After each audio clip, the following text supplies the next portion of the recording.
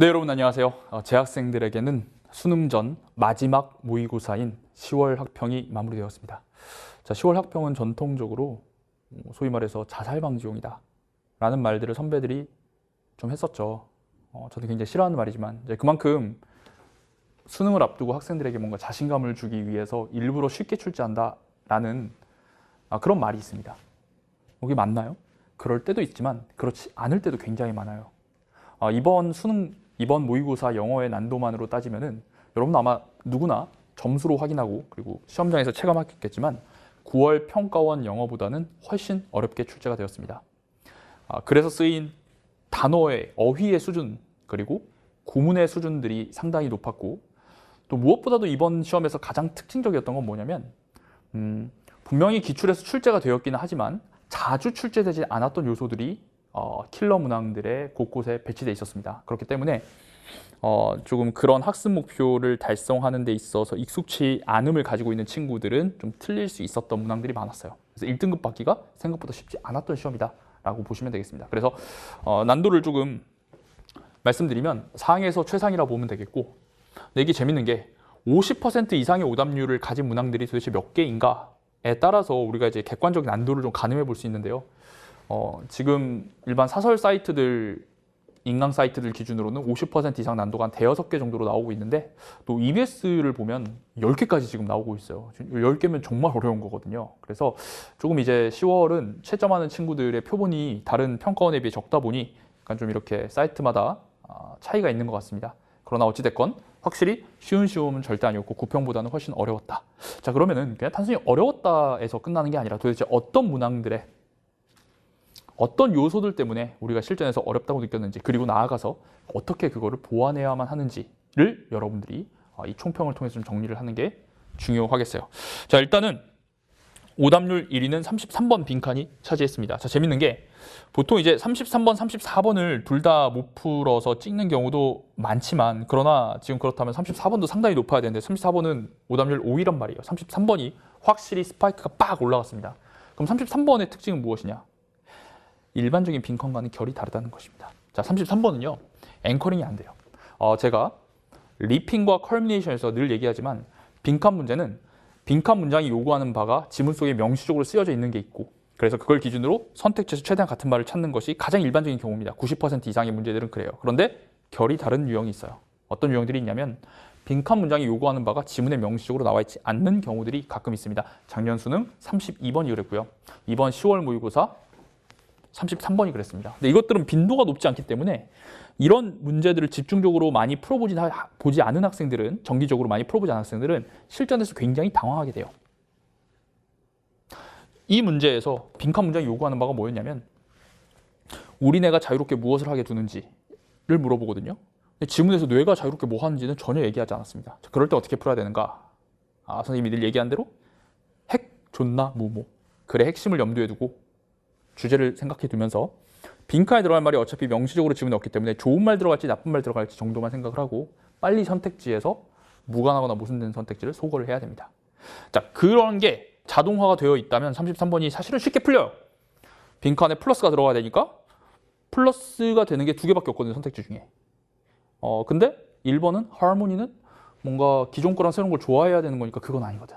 그럼 그냥 정답으로 갈 수 있습니다.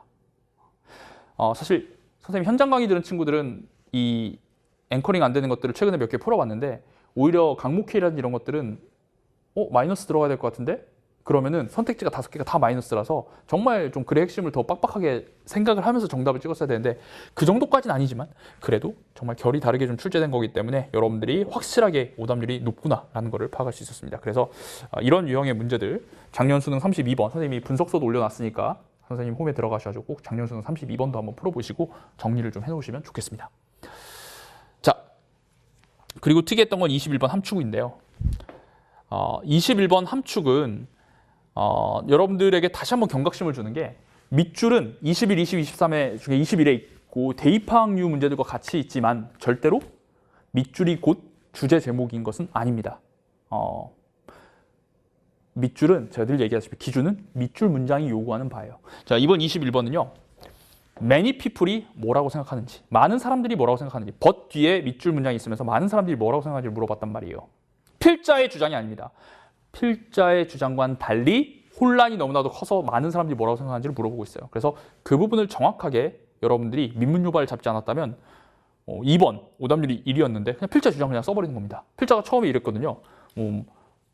자본주의랑 동의 여기는커녕 소비 만능주의는 자본주의를 불가능하게 만든다. 즉 자본주의와 소비 만능주의는 다른 말이다. 같은 말이 아니다. 그걸 그냥 2번에 있었는데 그걸 그냥 써버린다고요. 친구들이. 왜? 그게 필자의 주장이라고 생각했으니까. 하지만 이번에 밑줄 문장이 요구하는 바는 필자의 주장을 쓰라는 게 아니라 but 이후에 필자의 주장은 이런데 그런데 많은 사람들이 뭐라고 생각하지? 그걸 쓰는 거였어요. 즉 필자의 주장을 정리한 후에 그거의 반대말을 잘 표현하는 것을 선택지에서 썼어야만 했습니다. 그래서 작년 수능 21번도요. but 뒤에 문장에 밑줄이 있었거든요. 전문가에 대한 지식을 모르면 전문가에 대한 신뢰가 없으면 무엇을 우리가 모르는지. 근데 그건 앞에 없단 말이에요. but 뒤에 주목해가지고 풀었어야만 했습니다. 그래서 필자의 주장과 반대되는 거를 써야 되는 게 민문요바여서 굉장히 또 기존에 맨날 나왔던 문제들이랑 결이 다르다는 거죠. 보통 시중에서 여러분들이 많이 접할 수 있는 문제는 그 함축 어구가 글 전체의 그냥 주제를 나타내는 경우가 많았어요. 근데 그게 아니었다는 거지. 그래서 오답률 3위가 된 겁니다. 매우 유의미한 문제 2개. 그러니까 안 나온 건 아닌데 결이 전형적인 문제들 빈칸 함축과 조금 다르면서 다르게 풀어야 되는 것들이 있었어요. 그래서 아마 10월 모의고사 수능 전에 이런 것들을 출제진들이 여러분들에게 좀 어필하고 싶었던 것 같습니다. 잘 정리를 좀 해놓는 게 너무너무 중요하겠어요. 자, 그다음에 순서. 정말 할 말 많은데 이 37번이 내용을 다 이해하려고 하면 큰일 납니다. 이 직립보행 문제였는데 직립보행을 통해서 도구 사용을 일으켰다라는 말 이 박스에 나오고 하는데 내용 이해가 아니라 같은 소재끼리 먼저 연결하는 내용 이해를 다 하려고 하면 안 되고 같은 소재끼리 먼저 연결하는 즉 문제풀이 방법론에 관한 체화를 좀 하는 것이 필요한 거예요. 그럼 내용 이해를 순서풀이 할 때 하지 말라는 건가? 이따 해설 강의 보시면 알겠지만 내용 이해 당연히 최대한 해야죠. 근데 바보같이 어려운 구문, 어려운 어휘를 모두 다 완벽하게 해석하고 이해하고 이으려고 하는 게 아니라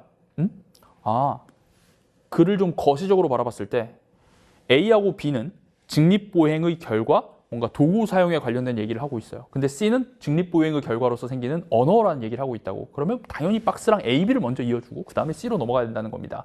그 판단만 하면 정답 A, B, C가 없기 때문에 B, A, C로 가고 그냥 정답 찍고 넘어가야 되는 거죠. 글 절대적인 난도는 매우 높지만 이런 문제풀이에 스킬이 있다면 답은 빨리 찍고 넘어갈 수 있다는 겁니다. 근데 지금 실제로 지금 10월 모의고사 그런 걸 연습을 분명히 하도록 출제자들이 요구하는 거예요. 제가 해설 강의 때 자세히 얘기하겠지만 A의 무슨 트렁크가 나무의 트렁크가 아니라 몸통이라는 뜻이 있고 torso. 그 다음에 digit이라는 단어가 숫자가 아니라 정말 손가락, 발가락이라는 뜻이 있는데 그런 거에 주석을 안 줬단 말이에요. 어이가 없는 일이죠. 그런 거에 주석을 안 준다는 건. 하지만 출제자가 그 37번을 통해서 전달하고 싶은 건 야, 그거 주석 안 줌에도 불구하고 문제 이렇게 답 낼 수 있어. 그거 네가 한번 해봐야 돼. 실전에서. 시간 제한 내에서 그걸 할 수 있는지. 그거를 여러분들한테 물어보고 있었던 거예요. 알겠습니까? 그래서 이런 것들을 선생님 해설 강의와 함께 내가 수능 날에도 해석 안 되는 부분이 있고 그런 부분이 있어도 이게 거시적으로 이렇게 연결이 되는 수밖에 없겠구나를 통해 가지고 정답 찍고 바로 넘어가야 된다는 겁니다. 절대로 완벽하게 다 이해하려고 하시면 안 됩니다. 오케이? 그 기준을 이 디테일한 기준들을 해설 강의에서 잡아드릴 테니까 보시면 되겠고요. 39번 삽입이 아주 오랜만에 likewise를 통해서 갭을 파악해야만 했었고 혹시라도 갭이 안 보였다 한다면 어떻게 해야 되는지 선생님이 자세히 설명해 주는데 이 likewise similarly는 사실 18학년도 수능에도 나왔고 18학년도 수능 삽입, 19학년도 수능 순서에서도 너무너무 중요한 키로 나왔던 겁니다. 근데 18, 19년이 벌써 4, 5년 전이죠. 아주 오랜만에 이게 지금 모의고사에 출제했는데 수능 전에 이 likewise의 기능을 정확하게 정리를 이따 해설 강의를 통해서 해놓으시기 바랍니다. 제가 이 동영 문제도 다 해설 강의에서 보여드릴 테니까 저렇게 해가지고 과거에 이렇게 풀렸구나라는 걸 정리를 해놓으시면은 절대 흔들리지 않고 여러분 가져가실 수 있을 겁니다. 자, 그 다음에 40번 요약도 의문사한 친구들이 있을 거예요. 지금 오답률이 굉장히 높아요, 이것도. 근데 이것도 요약문 속에 with hold를 해석을 못했어요. 자, 이번 그 3월 모의고사 31번에도 with hold가 아마 있었던 걸로 기억을 하는데 정답은 아니었지만 중요한 그 빈문 요바에 그래서 with hold는 꼭 기억하셔야 될 것 같습니다. with hold는 무슨 뜻이에요? 주지 않답니다. do not give. 그래서 요문 요바가 뭐였냐면 뭐를 줬다가 주지 않으면 하고자 하는 의지를 높이는지 낮추는지 그러니까 줬다 뺏은 걸 찾아야 되는 거거든. 근데 이제 그걸 여러분들이 못 봤기 때문에 틀린 것 같아요. 그래서 withhold라는 단어도 좀 알고 계셔야 되겠습니다. 자, 그래서 이 특이한 문제들 조금 전형적인 문제들하고 좀 결이 달랐던 게 33번 빈칸, 앵커링 안 되는 거, 21번 함축, 주제를 반영하는 게 아니라 필자의 주장과 반대되는 내용을 써야 되는 거, 그다음에 순서, 해석으로 완벽하게 다 풀려고 하지 말고 어떤 거시적인 어떤 소재 간의 연결로 풀어야 되는 문제, 그다음에 likewise로 활용한 삽입 문제 39번, 그다음에 요약문 속에 있는 withhold 정확히 해석해야 되는 거. 나머지 것들은 그래도 좀 전형적인 어떤 학습 목표를 그대로 여러분들이 적용하는 그런 문제들이라 볼 수 있어요. 그래서 요 5개 정도는 꼭 다시 한번 풀어보셨으면 좋겠고 정리를 잘 하는 것이 매우 중요하다라고 말씀드리겠습니다. 특히 시간이 없어서 내가 뭐 학평까지 다 풀어보기 어려운 N수생이라고 한다면 최소한 이 5문제 정도는 꼭 뽑으셔서 풀어보셨으면 좋겠습니다. 알겠습니까? 네. 자, 이맘때쯤에 학생들이 실무를 보다 보면 계속 저한테 하는 질문이 선생님 지난번에는 몇 점이었는데 이번엔 몇 점이에요? 왜 이렇게 점수가 많이 왔다 갔다 하죠? 그럼 저 수능은 어떻게 되죠? 이렇게 예측을 하는데 그런 건 의미가 없습니다. 자, 어떤 생각을 해야 되냐면 여러분 수능 영어에서 평가할 수 있는 항목이 100개라고 해요. 그러면 이번 모의고사에는 어차피 45문제밖에 안 되지 않습니까? 독해 28문항밖에 안 돼요. 그리고 그중에서 킬러는 또 한 10개밖에 안 됩니다. 거기에서 이 100개를 다 물어볼 수 없어요. 그러니까 어떤 시험에서는 A, B, C, D, E를 물어본 거고 그 다음 시험에서는 F, G, H 뭐 이런 걸 물어본 거고 어떤 다른 시험에서는 X, Y, Z가 나올 수 있는 겁니다. 즉 여러분들이 최근에 본 집에서 본 모의고사나 이런 모의고사에서 삽입을 내가 다 맞았어. 그런데 이번에 39번 틀렸어. 그럴 수 있어. 왜? likewise가 지금까지 안 나왔다가 이번에 슉 나온 거거든. 응? 그러니까 기분 나빠할 필요 없고 어떻게 하면 되냐면 수능은 어떻게 나올지 모르는 거죠. 수능은 네가 잘 알고 있는 A, B, C, D에서 또 나올 수 있으니까. 응? 그러니까 10월 모의고사 점수와 수능 점수는 상관없습니다. 네. 완전 상관없어요. 잘 봤다고 자만할 필요 없고 못 봤다고 좌절할 필요 없습니다. 그냥 덤덤하게 공부하시면 돼요. 내 약점을 찾으면서. 그런데 이번 모의고사에서 알게 된 약점은 내 약점이 맞아요. 알겠습니까? 그러니까 이번에 틀린 것들은 해설 강의를 통해서 잘 정리를 해놓으시고 계속해서 적용을 해나가시는 것이 필요합니다. 그래서 향후 여러분들 이제 수능이 이제 30일 남았기 때문에 향후 공부는 선생님 그 메인에 배너에 리딩 모의고사라는 컨텐츠가 있습니다. 이게 작년 강대 K, 즉 재수생들이 봤던 모의고사 중에서 가장 문항 타당도가 높은 문항들 8회를 가지고 독해 문항을 구성했어요. 그래서 제가 이제 이거를 물론 이제 어떻게 공부하면 좋냐면 제일 좋은 건 이제 18번부터 45번까지 있으니까 듣기 풀 때 풀어야 되는 25, 26, 27, 28, 18, 19번 제외하고 나머지 문항들을 47분 정도 두고 푸는 게 가장 베스트입니다. 그런데 선생님 그렇게까지 공부하기 너무 힘듭니다. 그러면 이번 10월 모의고사에서 내가 조금 약점으로 나온 문항들 있죠. 그것들만 쭉 풀어보세요. 예를 들어 내가 삽입이 약하다. 좀 봐봐요. 리딩 모의고사 8회분이라고 해도 거기 삽입 몇 개 들어있어요? 16문제밖에 들어가 있지 않습니다. 삽입은 38, 39번이니까 16문제. 맘먹으면 이틀이면 풀어요. 8문제씩. 이해되십니까? 그렇게 지금은 정말 인텐시브하게 나의 약점을 시중에 실무라든 이런 것을 긁어 모아가지고 쫙 한번 풀어서 정리하는 그런 식의 공부를 해도 좋습니다. 다시 두 가지가 안이 있는데 첫 번째는 시간 재고 그냥 한 회씩 풀기 이것도 좋고요. 두 번째는 시간 재고 한 회씩 푸는 거를 매일 하기 부담스럽다면 일주일에 한 번 정도 하고 1번을 일주일에 한 번 정도 하고 다른 날은 하루에 내가 취향 유형이라고 생각하는 걸 몰아서 푸는 거죠.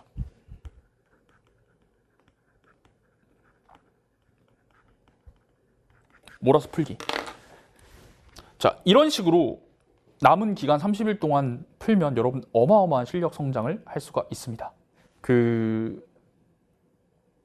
지금 일주일의 공부 밀도는 조금 과장해서 말하면 중학교 때 여러분들 한 학기 공부량이랑 맞먹는다고 볼 수 있어요. 한 학기 동안 공부해도 깨닫기 어려운 것들을 지금은 정말 온전히 정리하고 여러분 걸로 만들 수 있습니다. 그러니까 지금 이 시기의 학습 효율은 정말 어마어마합니다. 많은 걸 이룰 수 있어요. 오케이? 그래서 앞으로 남은 30일 기간 동안 여러분들 시중 모의고사를 가지고 이런 식으로 일주일에 한 번 정도는 꼭 실무를 좀 푸시고 듣기 포함한 모의고사를 구하셔도 또 그걸 푸셔도 되고 그 다음에 나머지 날들은 일주일에 한 3일 정도는 3일, 좀 많게는 4일, 5일을 하프 모의고사를 풀든 아니면은 뭐 하루에 취향 유형들을 몰아서 풀든 이렇게 해가지고 여러분들이 공부를 해나가시면 되겠습니다. 그래서 각 유형별로 여러분들의 풀이 루틴을 정확하게 잡아내시고 쉬운 문제든 어려운 문제든 수능날 똑같이 풀어낼 수 있도록 선생님이 늘 리핑과 컬미네이션 말했던 어떤 문제풀이 방법론을 그대로 적용하면서 피드백하시면 너무너무 좋을 것 같습니다. 네. 자, 이렇게 해서 10월 모의고사 전체적인 총평을 마쳤고요. 주요 5문항들은 꼭 여러분 해설 강의로 정리를 해주시고 앞으로 남은 기간 많은 실무 연습을 통해서 공부해 나가세요. 당부드리고 싶은 말씀은 이 시기 되면 저가 수험생 때도 그랬고 자꾸 막 새로운 거 풀지 말고 네가 이미 공부했던 걸 잘 정리해라 라고 하는데 제가 봤을 때 그거는 좀 아닌 것 같아요. 수능은 내신이 아닙니다. 내신은 그렇게 해야 되죠. 계속 봐야 되고 봤던 거. 수능은 정말 너무나 낯선 환경에서 생애 처음 치러보는 그 긴장과 압박 속에서 풀 거거든요. 아는 문제도 정말 다르게 보여요. 그렇기 때문에 낯선 문항들을 지속적으로 여러분들이 실전처럼 연습하는 것을 마지막까지 게을리하면 안 됩니다.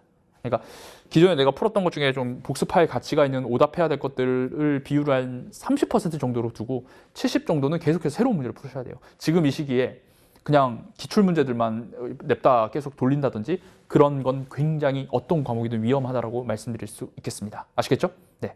그래서 남은 30일 동안은 낯선 문제를 최대한 풀어보면서 다만 문제는 낯설게 풀지만 여러분들이 풀이하는 건 늘 똑같아야 돼요.